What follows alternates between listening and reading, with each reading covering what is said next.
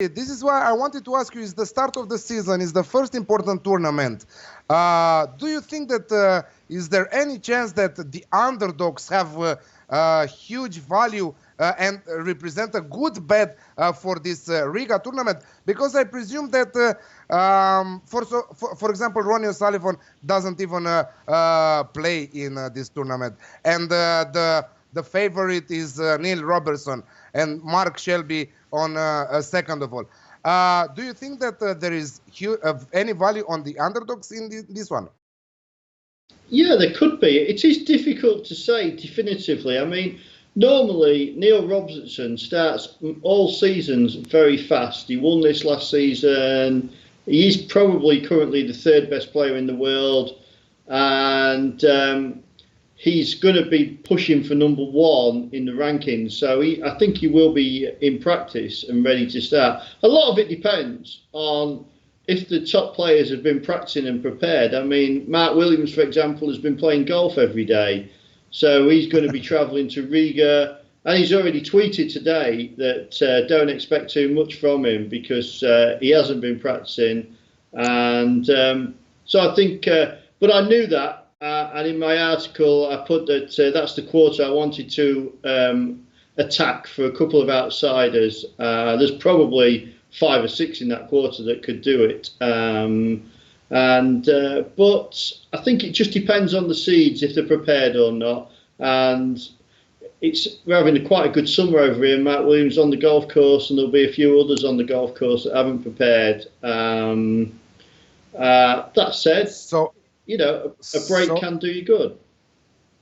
So Mark Williams should not even play at Riga Masters. He should go at FedEx St. Jude Invitational Golf Tournament, he should be there for this week if he practiced all day on the court of golf there.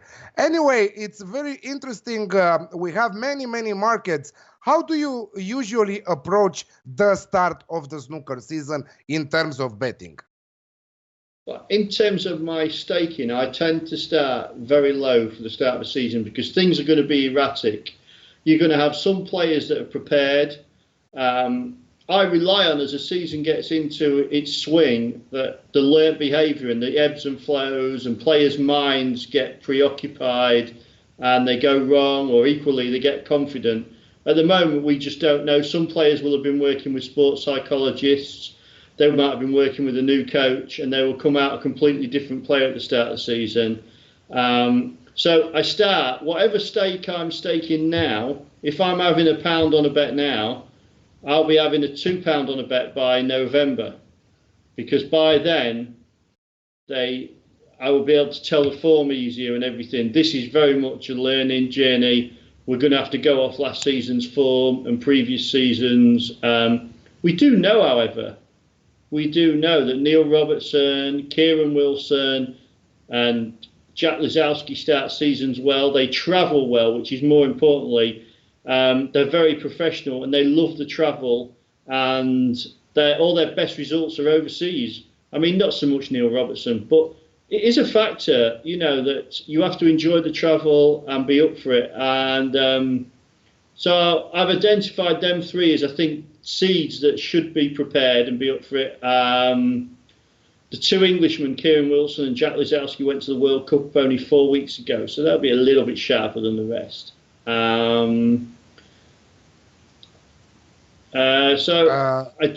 We just have to tread carefully at this stage, Alex. Yeah, that's what we are saying also when we are previewing the football season. Tread carefully at the beginning of the season and at the end of the season. The middle of the season is where the profit comes from. 2017, Ryan Day won the title in Riga. 2018, Neil Robertson won the title in Riga. Neil Robertson, as I said, favorite at 4.5. Can he repeat the great performance from last year? Yeah, I think he can. I think he can hit the ground running, and if he gets his momentum, these tournaments are really meat and drink for him. So if he gets playing well, the best time for someone to beat him will be in the early rounds, because once he gets into a tournament and the pressure comes on, and he gets a bit of practice from winning, it'll be very difficult. So yes, I think this week, I don't normally ever back favourites, but I do think this week the one player you can rely on to be prepared is Neil Robertson. Yeah, absolutely. What is the reason for Ronnie O'Sullivan not to play in this particular tournament? He doesn't play normally in this one, or just this year? No, this is nothing new for Ronnie. He won't play in this. He tends to pace himself, and he plays in the events with the higher prize money, and that always equates to higher ranking points. And I think as he's got older, he's got very clever with his schedule. You know, there's only so much peak concentration you can do, and you know, he will just play the main events.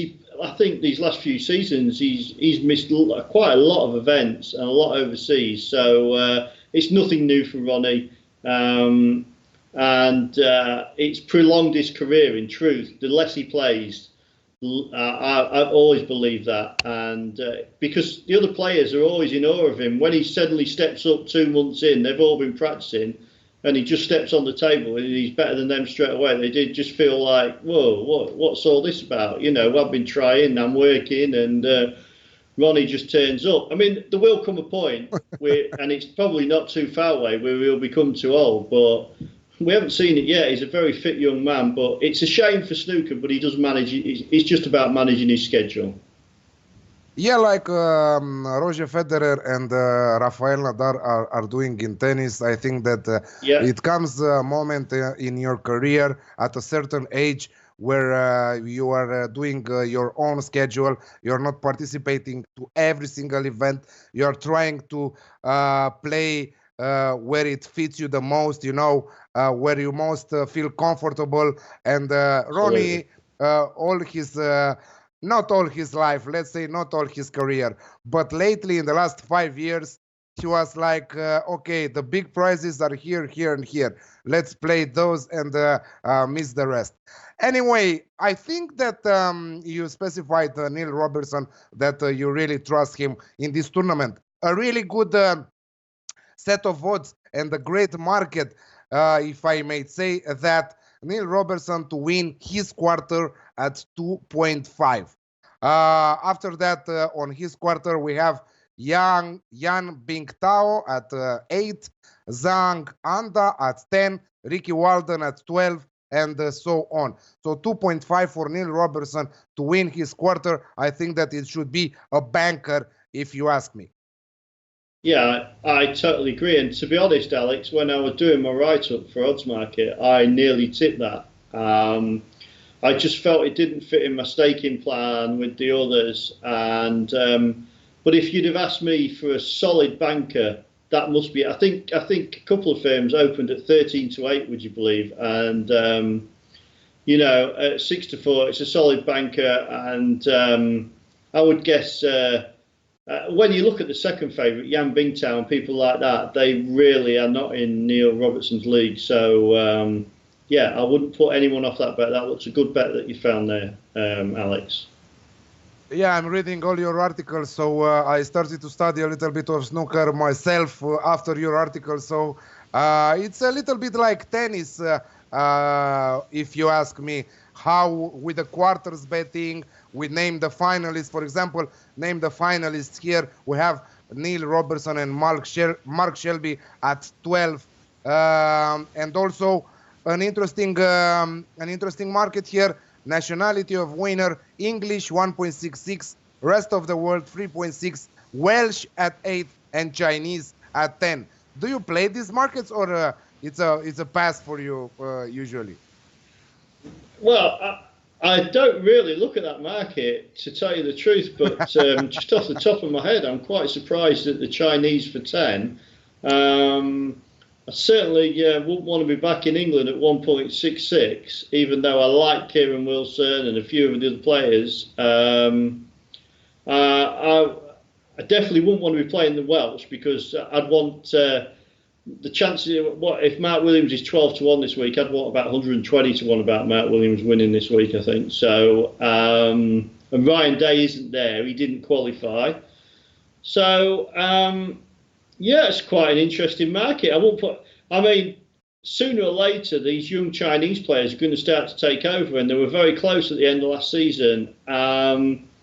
Basically, the last piece in the jigsaw is for them to start winning ranking titles. There's nothing lacking in the games. It's just something slightly in their mind, maybe just a slight lack of confidence, whatever it is. But once they cross that hurdle, I expect that to snowball. So, yeah, 10-1. If you've got that every ranking event, I can't see you in the long term. Now, I would imagine that might yield a profit, but yeah, it's quite a weak ranking event. How many tournaments the Chinese players won last year, for example?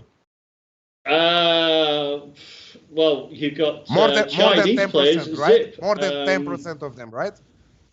Yeah, Ding didn't win anything, and no, I mean Thepchira No won, but he's Thailand, so he wouldn't be included in that. But it is an anomaly. It is something that will be righted because they've got some very good players. Zhao Xingtong, Zhao Yulong.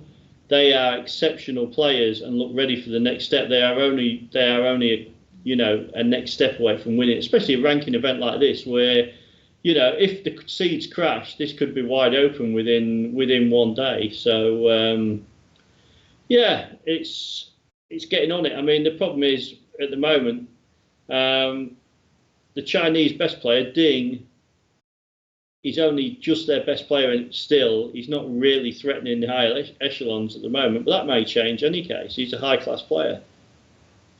At least in snooker, if not in soccer, as many people as the Chinese have. I was talking with the guys, I think that a few weeks ago, that they are not able to put on a nice starting 11 and win the World Cup there at how many people they are in that country. But I think that snooker is one of the sports that suit their style, the Chinese people. I think that yes. They should be at least second, third in the world, if you ask me, in terms of rankings. But as you said, maybe it's about time for the young Chinese players to shine this year or maybe next year, and this 10-1 playing it long term should be a profitable market. But anyway, what do you like for this Riga Masters? What are your favorite bets and the reason why? Well, we covered Neil Robertson, so we know that he would be my best banker bet in all markets. And then I like Kieran Wilson. He's a disciplined professional. All his ranking tournament titles are overseas. He starts the seasons well. He's just professional. You can rely on him, so you can put him in your staking. Jack Lisowski. The next step for Jack Lisowski is to win a ranking title. It's just a logical next step, and if he gets flowing in best of 7 frames, you get on the table. You're shaking hands in 30 minutes. It's all over, and that's the hardest thing about playing him as well. Even if you win a frame or two, if he hits that spell against you, he just blows you off the table. So I like Jack Lisowski. And again, for the same reason as the other two, he travels well. He plays well when he travels. And it's a big factor. And then I think the outsiders are going to come from Mark Williams' section, whoever gets through it. And I've thrown 2 in there. The 2 I've thrown in have got very horrible opening round matches, and I don't like them, but I've had to throw them in because I can see either player reaching the final should they get through the opening round. First one's Gary Wilson, who made the semis of the World Championship. Don't think he's been practicing a great deal, and he's got a very difficult match against Jackson Page. I've seen Jackson Page is 4-1, which is very big to beat him. But should he win, the draw will open up for Gary Wilson. So I like him at 25s. And then the other one I like, it was rookie. He won Rookie of the Year last year, the award, World Snookers Award, Joe O'Connor. Looks a really good match player, early 20s, beat a lot of the top 10 players last year. I think he beat 3 top 10 players in 4 matches. John Higgins he beat twice, and he's I think the bookies had him 150 to 1. He's got a horrible first round match against Norway's Kurt Mafflin, and Kurt Mafflin leads the head-to-head 2-0. But I do believe that out of the 2 players, if Joe O'Connor went on a run, he's good enough to win this or get to the final, whereas Kurt Mafflin will probably only win a couple of matches. So it's a very similar scenario. I could see a situation where Joe O'Connor and Gary Wilson lose their opening rounds, but if they win them, they are the players that I think have got the ability and the belief from last season to go on and win 4 or 5 matches and reach the final. Joe O'Connor, I think he's 20 to 1 to win the quarter. And that could be worth a bet. I mean, I put him up at 150 to 1 because you know what I'm like. I like a big price. And I think you could play a few, but I have played them too. I mean, there's Tom Ford in that section, and I tell you who there is in that section: James Cahill, that beat Ronnie O'Sullivan as an amateur at the Crucible. I think we can all remember him, snooker fans. Now, Mark Williams has to play Jordan Brown in a pre-qualifying match that was held over. So should Mark Williams win, and that's not a foregone, it would be normally, but he's not practicing, James Cahill will be waiting for him. And having beaten Ronnie, you would expect him to be able to cope with mentally beating Mark Williams. James Cahill's 100 to 1, so you could maybe play a few outsiders in that section. I mean, I just didn't go for James Cahill because I thought, well, I might back him to beat Mark Williams in their match if I can get a good price. So, but in truth, that quarter is open. Mark Williams, you'd be very surprised. I mean, I won't rule Mark Williams out. He wins a few games. He fiddles about. He's forgotten more than everyone else knows in that section. They just haven't got his experience, and you know, he's a bit Kidhams as well. I mean, he'll be kidding him on Twitter that he's not practicing, but he might well be. He might just be playing his golf and practicing. So, I think we can oppose him confidently this event. I mean, within reason, but certainly more so than the likes of Kieran O'Neill. Jordan Brown plus 2.5 at 2.25 against Mark Williams in the first match. Yeah? Good bet. To be honest, one of the best bets in snooker is Mark Williams in the early rounds. You either go over the frames or his opponent plus. Because what happens is, especially since he won the world title 2 years ago, he's not practicing. So he's a slow starter. So the other player doesn't really have to play that well to win the 2 frames. Odds against, that is a good bet for anyone to, on the face of it, Jordan Brown. I mean, Jordan Brown just isn't the greatest player and he's quite old. Otherwise, I'd want to back him at 13 to 2. I just don't know if he could get the job done. But you'd think he could win the 2 frames, definitely, because he has been to the World Cup with Mark Allen representing Northern Ireland. So he should be reasonably sharp. Yeah, I like that bet, Alex. I do like that bet. Okay, the big guns are entering in the competition in the International Champions winner Sunday, August 4th. We will preview also that. It will be a great competition. We already have many odds for that tournament, many markets. Judd Trump 5.5, John Higgins 13, Neil Robertson 7, and Mark Shelby at 8.